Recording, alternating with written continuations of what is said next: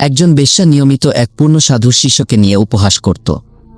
যখনই সেই শিষ্য বাজারে আসত, সে নানা রকম কথা বলে তার মনোযোগ আকর্ষণের চেষ্টা করত, ব্যঙ্গ করত। শিষ্য শান্তভাবে তার দৃষ্টি সরিয়ে নিত এবং কখনো প্রতিবাদ করত না। একদিন তার গুরু তাকে বললেন, আগুন এনে দে ঘি। সেই সময় আগুন জোগাড় করা সহজ ছিল না। মানুষ সাধারণত ছাইয়ের নিচে অঙ্গার রেখে দিত এবং দরকারে তা থেকে আগুন বের করত। শিষ্য অনেক গলিঘুপচি ঘুরেও কোথাও আগুন পেল না। শেষে সে বাজারে গেল। সেখানে সে দেখল সেই বেশ্যা হুক্কা টানছে। সে কিছুক্ষণ দাঁড়িয়ে ভাবল, এ তো আমার সাথে সবসময় কটু কথা বলে, কিন্তু গুরুর আদেশ অমান্য করা যায় না। ঘি অবশেষে সে সাহস করে তার বাড়ির উপরে উঠল। বেশ্যা তাকে দেখে বলল, কিরে সাধুর ছেলেপুলে, আজ আবার কি চাও?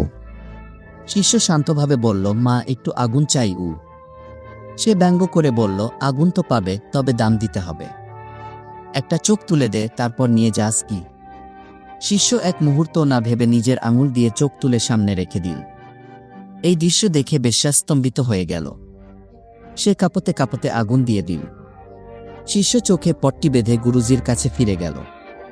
গুরু জিজ্ঞেস করলেন, আগুন আনলি? শিষ্য বলল, হ্যাঁ হুজুর, এনেছি ঘি। গুরু আবার জিজ্ঞেস করলেন, চোখে পট্টি কেন? শিষ্য বলল, চোখটা ফুলে গেছে, ব্যথা করছে ঘি। গুরু বললেন, যদি ফুলে